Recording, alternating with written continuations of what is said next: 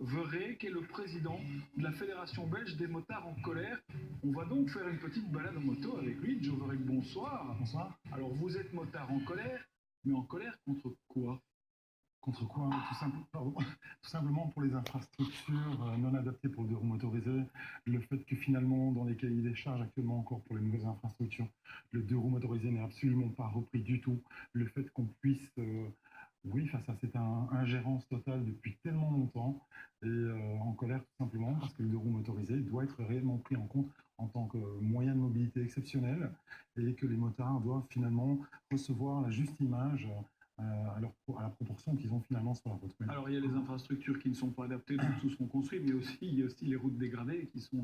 Oui, c'est le gros souci actuellement, et le problème qu'il y a, c'est qu'en termes d'accidentologie, on n'a pas de chiffre réel au fait.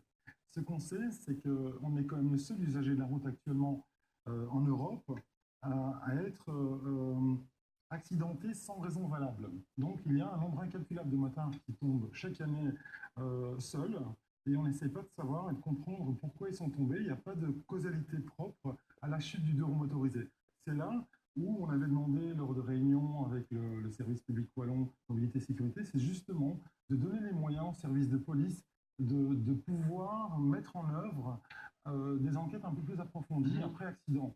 Nous sommes également actuellement en train d'étudier un dossier, mais très très très lourd, qui est un dossier justement de cette causalité des vibrations et de l'état des routes par rapport à justement ce système accidentologique. Ouais.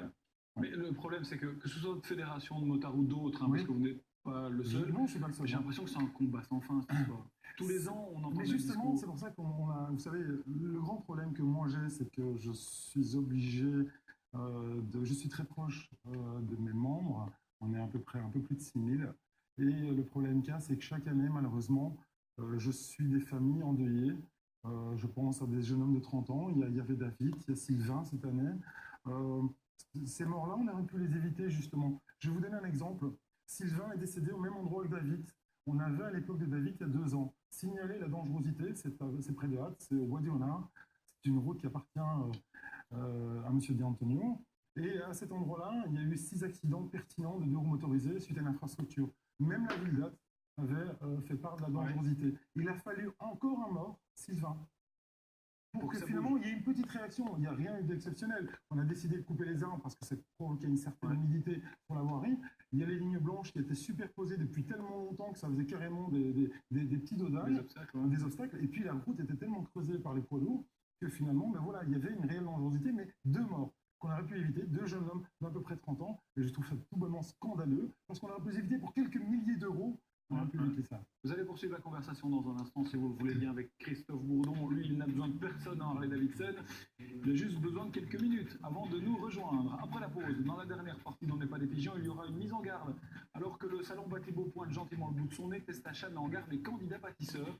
Il est temps de reparler de prêts hypothécaires et d'assurance solde reste tendu. C'est ce que fera Jean-Philippe. Et il le fera juste après ça. À tout de suite.